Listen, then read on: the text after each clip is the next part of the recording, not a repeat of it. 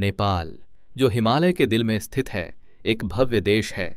यहाँ की जमीन का 75% हिस्सा पर्वतीय है और यह दुनिया की 10 सबसे ऊंची चोटियों में से 8 का घर है। फिर भी राजधानी काठमांडू में वायु प्रदूषण इतना गंभीर है कि यह बांग्लादेश के साथ पृथ्वी के सबसे प्रदूषित स्थानों में से एक के रूप में तुलना करता है। शुष्क मौसम के दौरान AQI स्तर 300 से अधिक पहुंच जाते हैं, जिसका मतलब है कि वायु गुणवत्ता मानव स्वास्थ्य के लिए खतरनाक है। नेपाल को बौद्ध धर्म का जन्म स्थान माना जाता है, एक ऐसा धर्म जिसे हम शांति और आत्मज्ञान से जोड़ते हैं। फिर भी आज नेपाल की केवल 9% जनसंख्या ही बौद्ध धर्म का पालन करती है, जबकि 81-3% हिंदू धर्म का पालन करते हैं। यह सिर्फ एक आंकड़ा नहीं है, बल्कि यह बुद्ध के जन्मस्थान से जुड़ी उम्मीदों का पूरी तरह से विपरीत है। दिलचस्प बात यह है कि नेपाल में हर साल 36 सार्वजनिक छुट्टियां होती हैं, जिससे यह दुनिया का सबसे अधिक सार्वजनिक छुट्टियां वाला देश बन जाता है। इनमें से कोई भी छुट्टी इस देश की आध्यात्मिक गहराई को उतने स्पष्ट रूप से नहीं दिखाती जितनी कि बागमती नदी के किनारे खुले में अंत्येष्टि की प्रक्रिया। विशेष रूप से काठमांडू में अंत्येष्टि को निजी श्मशान घाटों में नहीं छिपाया जाता, इसे बागमती नदी के किनारे खुले में किया जाता है, जहां परिजन, दोस्त और यहां तक कि गुजरने वाले लोग भी इसे देखते हैं।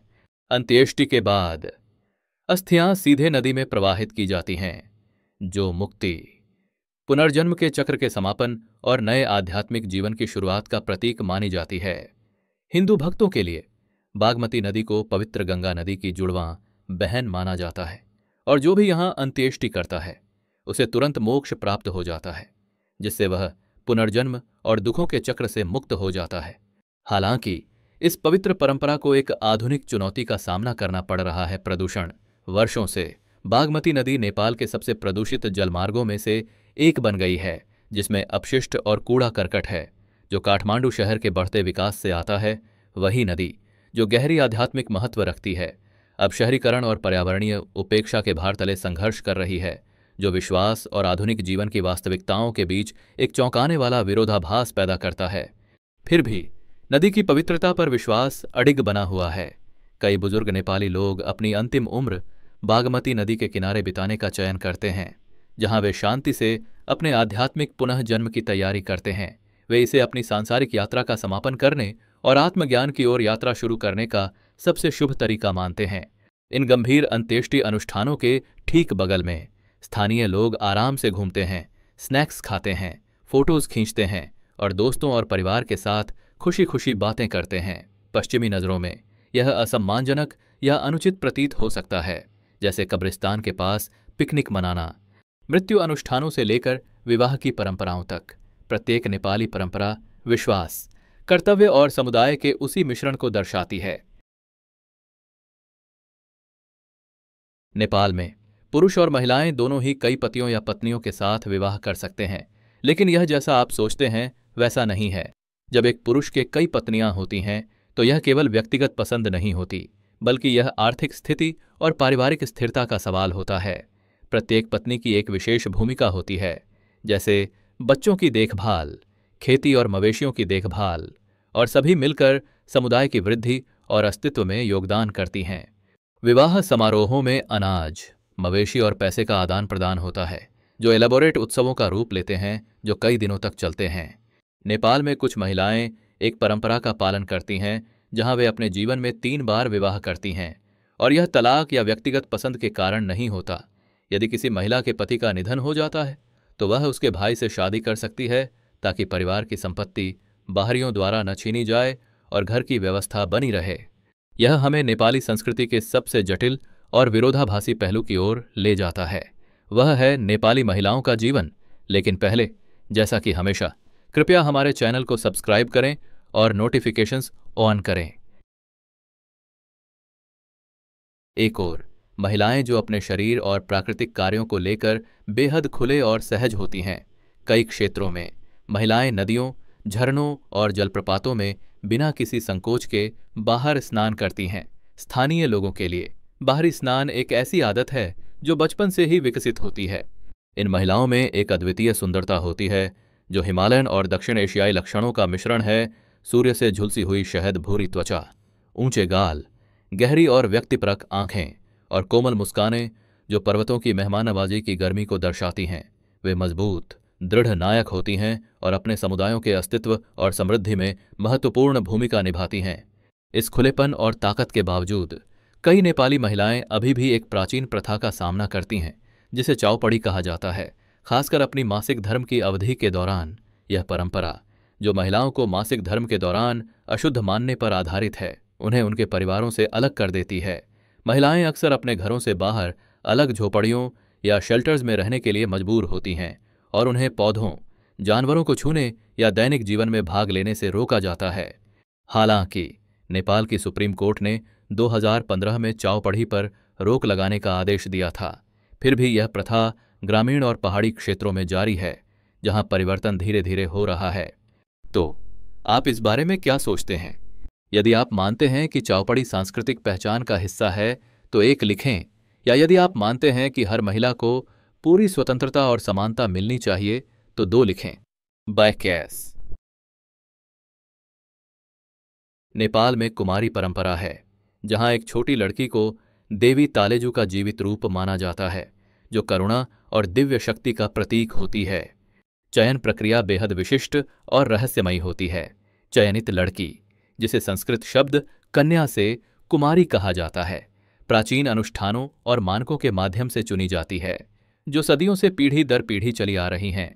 एक बार चयनित होने के बाद वह काठमांडू के एक प्राचीन घर में रहती है, पारंपरिक समारोहों में भाग लेती है, रंग बिरंगे परंपरागत कपड़े पहनती है और पूरे देश के लिए एक आध्यात्मिक प्रतीक बन जाती है। कुमारी सामान्य स्कूल नहीं जाती, इसके बजाय शिक्षक मंदिर में आकर उसे उसके पवित्र निवास में शिक्षा देते हैं। कुमारी को बाहरी लोग केवल मंदिर की खिड़की से ही देख सकते हैं और वह खिड़की से उसकी उपस्थिति दिन में 2 बार, सुबह 9 बजे और शाम 4 बजे होती है। नेपाल के लोग कुमारी को केवल एक सांस्कृतिक आश्चर्य नहीं मानते, बल्कि वह एक संरक्षक और अच्छे भाग्य का स्रोत होती हैं। कुमारी से जुड़ी छुट्टियां और अनुष्ठान हर साल हजारों पर्यटकों को आकर्षित करते हैं, जिससे यह जीवित देवी परंपरा नेपाल का एक सबसे अद्वितीय सांस्कृतिक निर्यात बन जाती है। कुछ सांस्कृतिक नियमों के लिए तैयार हो जाइए, जो सार्वजनिक व्यवहार की आपकी समझ को पूरी तरह से बदल देंगे। नेपाल में पुरुषों और महिलाओं के बीच सार्वजनिक स्थानों पर स्नेह दिखाना वर्जित माना जाता है। अगर आप सार्वजनिक रूप से अपने साथी का हाथ पकड़ने, गले लगाने या किस करने के आदी हैं, तो आप स्थानीय लोगों से जिज्ञासु और असहमत नजरें देखेंगे। इसके विपरीत आप अक्सर नेपाली पुरुषों को एक साथ चलते या बात करते समय हाथ पकड़े हुए देखेंगे, और यह पूरी तरह से सामान्य और स्वीकार्य है। पुरुष मित्रों के बीच यह शारीरिक नज़दीकी दोस्ती और भावनात्मक जुड़ाव की स्वाभाविक अभिव्यक्ति है। कल्पना कीजिए, न्यूयॉर्क या पेरिस में चल रहे हैं, 2 पुरुषों को हाथ पकड़े हुए देखना शायद सबका ध्यान खींचेगा, लेकिन नेपाल में यह दृश्य सामान्य है, यहाँ तक कि यह दिल को छूने वाला होता है।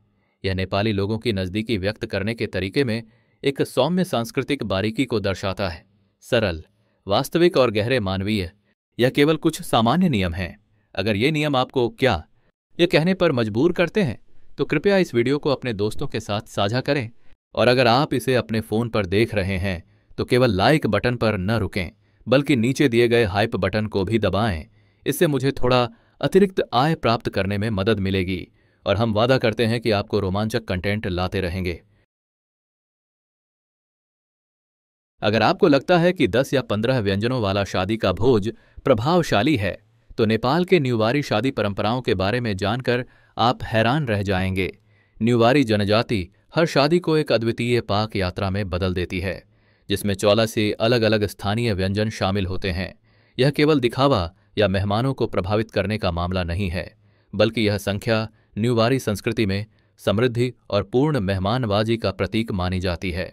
इन 84 व्यंजनों में से प्रत्येक पारंपरिक तरीकों से तैयार किया जाता है, जो पीढ़ी दर पीढ़ी चले आ रहे हैं। इनमें भैंस के मांस को गुप्त मसालों के मिश्रण से तैयार किया जाता है। खुशबूदार चिपचिपा चावल पारंपरिक जड़ी बूटियों के साथ पकाया जाता है। मुलायम दाल की सूप, जिसे परफेक्ट बनाने में घंटों लगते हैं, और मीठे व्यंजन जैसे युमारी, जो गुड़ और काले तिल के बीजों से भरे भाप से पके हुए पकौड़े होते हैं। ऐसे भोज की तैयारी में सप्ताहों का समय लगता है, जिसमें पूरी एक्सटेंडेड परिवार रसोई में भाग लेता है। प्रत्येक व्यंजन हिमालयी भूमि की कहानी सुनाता है, जो हिंदू और बौद्ध पाक परंपराओं को मिलाकर एक अद्वितीय पाक संग्राम बनाता है। स्वाद तीव्र मसालेदार से लेकर हल्के मीठे, मांसाहारी व्यंजनों से लेकर हल्के शाकाहारी पकवानों तक होते हैं, जो नेपाली भोजन की असाधारण विविधता को प्रदर्शित करते हैं। आपके देश में शादी के भोज में कितने व्यंजन परोसे जाते हैं? अपना उत्तर नीचे साझा करें और देखें कि आपके पड़ोसी देशों की क्या दिलचस्प परंपराएं हैं। यह एक ऐसा तथ्य है जो आपको चौंका सकता है यदि आप ऐसे सांस्कृतिक परिवेश से आते हैं जहां बीफ सामान्य भोजन होता है। नेपाल में गायें केवल जानवर नहीं हैं, बल्कि ये पवित्र प्राणी हैं जिन्हें कानून द्वारा विशेष नागरिकों की तरह संरक्षित किया जाता है। नेपाल में प्रचलित हिंदू संस्कृति में गाय देवी लक्ष्मी का प्रतीक मानी जाती है, जो समृद्धि, अच्छे भाग्य और समृद्धि की देवी हैं। इसका मतलब यह है कि किसी भी रूप में गाय को हटाना पूरी तरह से अवैध है और इसके उल्लंघन करने वालों को 12 साल तक की सजा हो सकती है। नेपाल में गायों के लिए समर्पित पूरे त्योहार होते हैं, जैसे कि गा जात्रा। इस त्योहार के दौरान गायों के चेहरों पर लाल और पीले पाउडर से रंगा जाता है, उन्हें सुंदर फूलों की माला से सजाया जाता है और उन्हें सड़कों पर परेड कराया जाता है जैसे सम्मानित हस्तियां। परिवार गायों को फल और मिठाइयां खिलाते हैं, उन्हें इस तरह आशीर्वाद देते हैं जैसे वे सबसे महत्वपूर्ण मेहमान हों। पूर्वजों की पूजा समारोहों में गायों को मृत आत्माओं के आध्यात्मिक मार्गदर्शक माना जाता है, इसलिए गायों का सम्मान करना मृतक परिवार के सदस्यों के प्रति सम्मान दिखाने का तरीका माना जाता है। हालांकि नेपाली लोग बिल्कुल भी बीफ नहीं खाते, वे भैंस का मांस खाते हैं, जो पारंपरिक भोजन में स्वीकार्य विकल्प माना जाता है। जब अंतर्राष्ट्रीय पर्यटक ऑक्सीजन टैंक के साथ बर्फीले पहाड़ी ढलानों पर कांपते हुए और थके हारे कदमों से चढ़ाई करते हैं, तब शेर्पा शांतिपूर्वक माउंट एवरेस्ट पर 100 किलो से ज्यादा सामान अपनी पीठ पर ढोते हुए चढ़ाई करते हैं। उनके लिए 8000 मीटर से अधिक की ऊंचाई को पार करना कोई असाधारण उपलब्धि नहीं है, यह तो बस उनके नियमित काम का हिस्सा है। शेर्पा 3000 मीटर से अधिक की ऊंचाई पर स्थायी रूप से रहते हैं, जो सोलुखुम्बु क्षेत्र में स्थित है, जहां हवा इतनी पतली होती है कि अधिकांश लोग चक्कर खा सकते हैं। तापमान नियमित रूप से 0 से नीचे गिरता है और तेज हवाएं आपको लुढ़काकर गिरा सकती हैं। इन कठिन परिस्थितियों में लगातार रहकर उनके शरीर ने अद्वितीय विकासात्मक अनुकूलन विकसित किए हैं, जिनका अध्ययन वैज्ञानिक अभी भी कर रहे हैं। उनके दिल सामान्य समुद्र स्तर पर रहने वालों की तुलना में धीमी गति से धड़कते हैं और उनके फेफड़े अधिक प्रभावी तरीके से काम करते हैं, जिससे वे पतली पहाड़ी हवा से ऑक्सीजन निकालने में सक्षम होते हैं, जो अधिकांश लोगों को हाँफते और थका हुआ छोड़ देती है। वैज्ञानिक इन्हें जेनेटिक म्यूटेशन कहते हैं, लेकिन स्थानीय लोग इन्हें हिमालय के सुपरमैन के रूप में जानते हैं, जो असंभव पर्वत अभियानों को संभव बनाते हैं। माउंट एवरेस्ट पर चढ़ाई के अभियानों में शेर्पा सिर्फ मार्गदर्शक या पोर्टर नहीं होते, वे हर सफल यात्रा की आत्मा होते हैं। वे भारी तंबू, ऑक्सीजन टैंक, खाद्य आपूर्ति और आपातकालीन उपकरणों से लेकर सब कुछ ढोते हैं। वे शिविरों की स्थापना करते हैं, खतरनाक इलाकों को पार करते हैं और सचमुच वह जीवन रक्षक सामग्री ढोते हैं जो अंतर्राष्ट्रीय पर्वतारोहियों को जीवित रखती है। बिना शेर्पाओं के एवरेस्ट के अधिकांश अभियानों का अंत असफलता या त्रासदी में होता। ये अद्वितीय लोग जो कुछ होना चाहिए था उसे सामान्य रूप से अपने दैनिक काम का हिस्सा बना चुके हैं, जिससे वे पृथ्वी पर सबसे शारीरिक रूप से सक्षम मानवों में से कुछ बन गए हैं। एक दुनिया में जहां महिलाएं लगभग हर देश में पुरुषों से ज्यादा जीती हैं, नेपाल एक अद्वितीय और हैरान करने वाला अपवाद है। आधिकारिक आंकड़ों के अनुसार नेपाल के पुरुषों का औसत जीवनकाल 71 वर्ष है, जबकि महिलाओं का औसत जीवनकाल केवल 2 वर्ष है। यह एक छोटा सा अंतर प्रतीत हो सकता है, लेकिन यह नेपाल को देशों की एक अत्यंत दुर्लभ सूची में रखता है जहां पुरुषों का जीवनकाल महिलाओं से अधिक है, जो पूरी तरह से उस वैश्विक पैटर्न का विपरीत है जहां सामान्यतः महिलाएं पुरुषों से 5 से 7 साल अधिक जीती हैं। तो इस विशेष उलटफेर के लिए क्या कारण है? शोधकर्ता कई कारकों की ओर इशारा करते हैं जो इस असामान्य स्थिति का कारण बनते हैं। नेपाल की संस्कृति ध्यान, शारीरिक गतिविधि, पर्वतारोहण और खेती के माध्यम से जीवन शैली को बढ़ावा देती है और एक सरल जीवन शैली जो पुरुषों को बुढ़ापे तक शारीरिक रूप से सक्रिय बनाए रखती है। पर्वतीय वातावरण स्वाभाविक रूप से कार्डियोवास्कुलर स्वास्थ्य और शारीरिक फिटनेस को बढ़ावा देता है। इसके अतिरिक्त सामुदायिक स्वास्थ्य सेवाओं में सुधार ने विशेष रूप से पुरुषों को लाभ पहुंचाया है, जिन्हें पारंपरिक रूप से ग्रामीण क्षेत्रों में चिकित्सा देखभाल तक कम पहुंच होती थी। सक्रिय जीवन शैली, मजबूत सामुदायिक समर्थन प्रणाली और मानसिक और शारीरिक कल्याण को बढ़ावा देने वाली सांस्कृतिक प्रथाएं मिलकर ऐसे हालात बनाती हैं जहां नेपाली पुरुष उम्र बढ़ने के बावजूद स्वस्थ रहते हैं। यह आंकड़ा लिंग और दीर्घायु के बारे में धारणाओं को चुनौती देता है, यह दिखाते हुए कि सांस्कृतिक कारक, पर्यावरण और जीवनशैली जैविक प्रवृत्तियों को पूरी तरह से नकार सकते हैं, जो दुनिया के अन्य हिस्सों में सामान्य रूप से देखी जाती हैं। जब अधिकांश देश मानक घंटे के समय क्षेत्र चुनते हैं, जैसे GMT +5, +6 या +7, नेपाल ने पूरी तरह से अलग रास्ता अपनाया और अपना आधिकारिक समय क्षेत्र GMT +5 घंटे और 45 मिनट तय किया। इसका मतलब है कि नेपाल में घड़ी के समय पड़ोसी देशों से ठीक 15 मिनट अलग होते हैं और यह अंतर्राष्ट्रीय समय मानकों से पूरी तरह से बाहर है। लेकिन नेपाल का समय के प्रति अनोखा दृष्टिकोण सिर्फ आधिकारिक समय क्षेत्रों तक सीमित नहीं है। पहाड़ी क्षेत्रों में, जहां इलेक्ट्रॉनिक घड़ियां कम या अविश्वसनीय होती हैं, स्थानीय लोग अक्सर सूरज की स्थिति के आधार पर अपना खुद का समय प्रणाली बनाते हैं। वे जब खाना पकाना है, मवेशी चराने जाना है, बच्चों को स्कूल भेजना है या सामुदायिक गतिविधियां शुरू करनी हैं, यह तय करने के लिए सूरज की स्थिति का निरीक्षण करते हैं, बजाय डिजिटल घड़ी देखने के। कुछ दूरदराज स्वास्थ्य केंद्रों और सामुदायिक केंद्रों में टीकाकरण समय सारणी और सामुदायिक बैठकें गांव का समय पर आधारित हो सकती हैं, जो गांव के प्रमुख द्वारा स्थानीय परिस्थितियों और सामुदायिक जरूरतों के आधार पर अनुमानित समय होती है, न कि सटीक घड़ी माप के।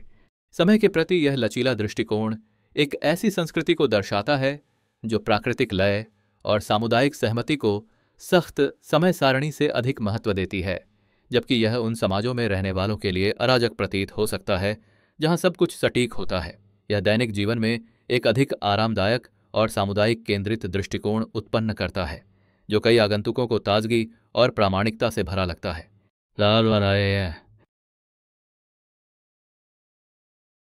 नेपाल, जो 21वीं सदी में एक संप्रभु देश है, में बिल्कुल भी रेलवे प्रणाली नहीं है। न ट्रेनें, न पटरियां, न ही किसी तरह का रेलवे इंफ्रास्ट्रक्चर। इस भव्य हिमालयी देश में बसें सार्वजनिक परिवहन की निर्विवाद रूप से प्रमुख शासक हैं और वे एक अनोखापन, आकर्षण और जीवंत ऊर्जा लेकर आती हैं जो आप दुनिया के अन्य किसी भी स्थान पर नहीं पा सकते।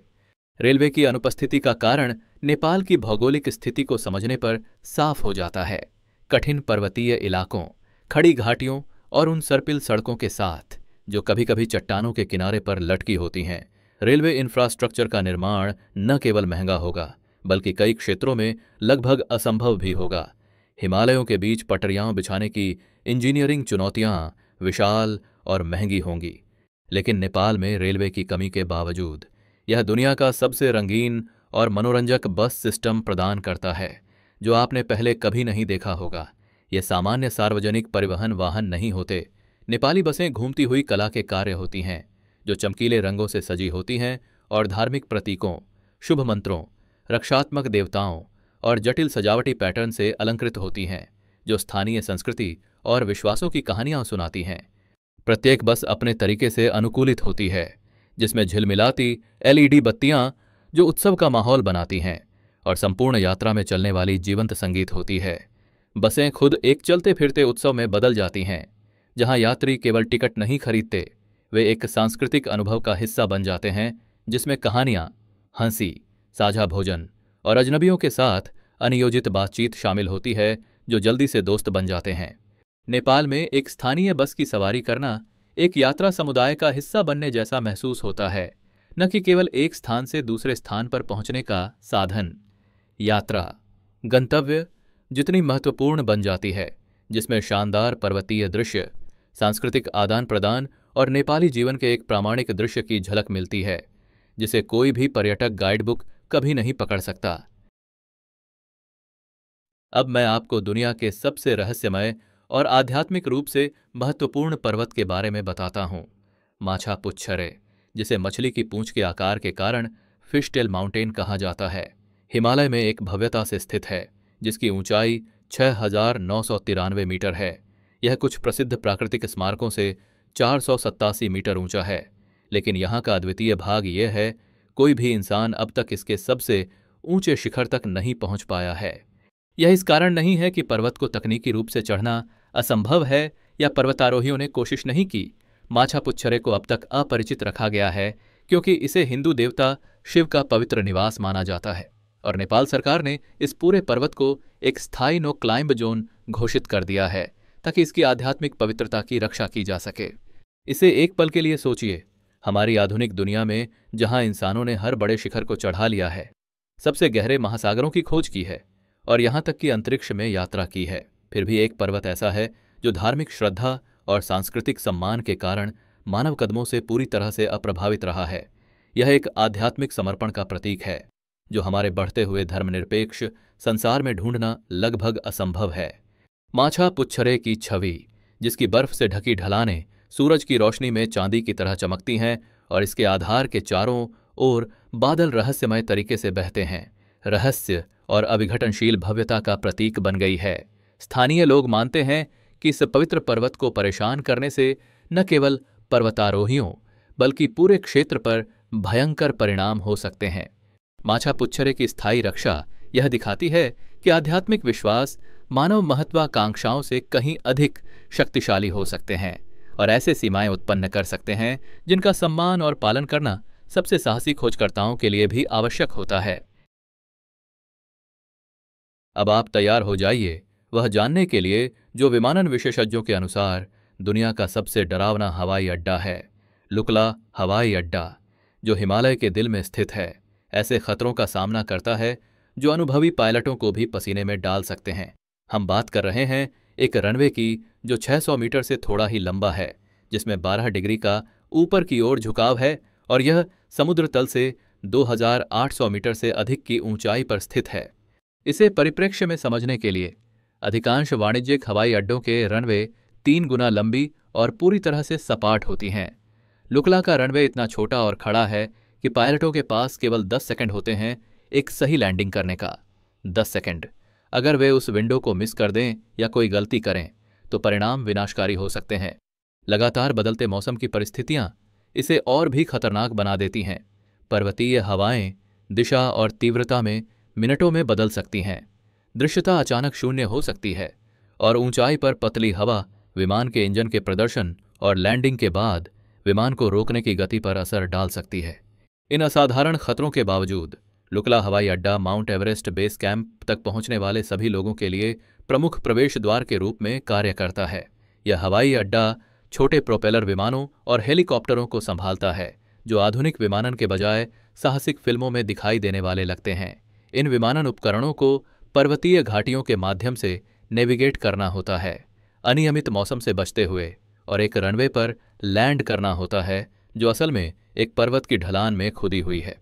फिर भी हजारों साहसी यात्री हर साल लुकला से गुजरते हैं, जोखिमों को स्वीकार करते हुए, क्योंकि यह एवरेस्ट अभियान शुरू करने का एकमात्र व्यावहारिक तरीका है। लुकला में 10 सेकंड की लैंडिंग गंभीर पर्वतारोहियों और साहसिक खोजकर्ताओं के लिए एक अनिवार्य प्रक्रिया बन गई है जो दुनिया के सबसे चुनौतीपूर्ण शिखरों के खिलाफ अपनी सीमाओं को परखना चाहते हैं। आइए हम नेपाल की असाधारण क्षमता को दिखाते हैं जो कठोर पर्वतीय परिस्थितियों में भी खुशी और उत्सव का निर्माण करता है। नेपाल न केवल दुनिया के सबसे ऊंचे शिखरों के लिए प्रसिद्ध है, बल्कि यह ऐसे अद्वितीय त्योहारों का भी घर है जो पृथ्वी पर कहीं और नहीं होते और जो अंतर्राष्ट्रीय पर्यटकों को आकर्षित करते हैं, जो केवल इस अनूठे अनुभव का हिस्सा बनने के लिए हजारों मील यात्रा करते हैं। इनमें से एक सबसे शानदार है पोखरा शहर में प्रतिवर्ष आयोजित होने वाला अंतर्राष्ट्रीय बैलून महोत्सव। इसका दृश्य कुछ इस प्रकार है। 25 रंग बिरंगे हॉट एयर बैलून हिमालय की बर्फ से ढकी चोटियों के पीछे खूबसूरती से तैरते हुए ऐसा दृश्य बनाते हैं जो किसी काल्पनिक चित्र की तरह जीवंत लगता है। यह महोत्सव 9 दिन तक चलता है और वैश्विक साहसिक पर्यटन समुदाय से विशेष ध्यान आकर्षित करता है, जिसमें भागीदार दर्जनों देशों से आते हैं ताकि इस अद्वितीय मानव उत्सव और प्राकृतिक भव्यता के संयोजन का अनुभव कर सकें। लेकिन वह महोत्सव जो सचमुच नेपाली संस्कृति की भावना को पकड़ता है वह है होली, रंगों का त्योहार, जहां पूरे शहर खुशी और उत्सव के रंगीन युद्ध क्षेत्र में बदल जाते हैं। होली जो वसंत ऋतु में मनाई जाती है, जब कड़ा पर्वतीय सर्दी आखिरकार गर्मी के मौसम को जगह देती है, सामाजिक बाधाएं पूरी तरह से गायब हो जाती हैं। अमीर और गरीब, युवा और वृद्ध, स्थानीय और पर्यटक सभी उज्ज्वल पाउडर और पानी के साथ रंगीन लड़ाई में भाग लेते हैं, जिससे हर कोई चलती हुई इंद्रधनुषी बन जाता है। होली के दौरान वातावरण पूरी तरह से उत्साही होता है। सड़कों पर हंसी, संगीत, नृत्य और वह विशुद्ध खुशी भर जाती है जो हमारे गंभीर डिजिटल दुनिया में तेजी से दुर्लभ हो रही है। लोग जो कुछ ही पल पहले अजनबी थे, अब एक ही रंग में रंगे दोस्त बन जाते हैं, जो भोजन, कहानियां और अनियोजित उत्सवों को साझा करते हैं, जो घंटों तक चलते हैं। जो बात इन त्योहारों को और भी अद्वितीय बनाती है, वह यह है कि वे नेपाल की अद्वितीय प्राकृतिक सुंदरता को इसके गर्म और स्वागतपूर्ण सांस्कृतिक वातावरण के साथ जोड़ते हैं। आप पृथ्वी के कुछ सबसे शानदार पर्वतीय दृश्य के बीच उत्सव मना रहे होते हैं, जहां लोग जो पारंपरिक आतिथ्य और खुशी की प्रथाओं को बनाए रखते हैं, वे दुनिया के सबसे चुनौतीपूर्ण पर्यावरणों में से एक में रहने के बावजूद। तो यह थे नेपाल के बारे में 15 आश्चर्यजनक तथ्य जो साबित करते हैं कि यह हिमालयी देश उससे कहीं अधिक जटिल, दिलचस्प और हैरान करने वाला है जितना लोग आमतौर पर सोचते हैं। जीवित देवी से लेकर पवित्र अपरिचित पर्वत तक, दुनिया के सबसे खतरनाक हवाई अड्डे से लेकर ऐसे समय क्षेत्र जो 15 मिनट के अंतर से चलते हैं, नेपाल अपनी अनूठी नियमों से संचालित होता है, जो हमारे देशों और संस्कृतियों के बारे में जो हम जानते हैं उसे चुनौती देते हैं। मैं सच में जानने के लिए उत्सुक हूं कि इनमें से कौन सा तथ्य आपको सबसे ज्यादा हैरान कर गया। क्या यह जीवित देवी की परंपरा थी, यह तथ्य कि पुरुष महिलाओं से ज्यादा जीते हैं, या शायद एक ही जीवन में 3 बार शादी करने का विचार था? कृपया नीचे कमेंट करें। हमें हमेशा आपसे और अधिक सुनने का इंतजार रहता है।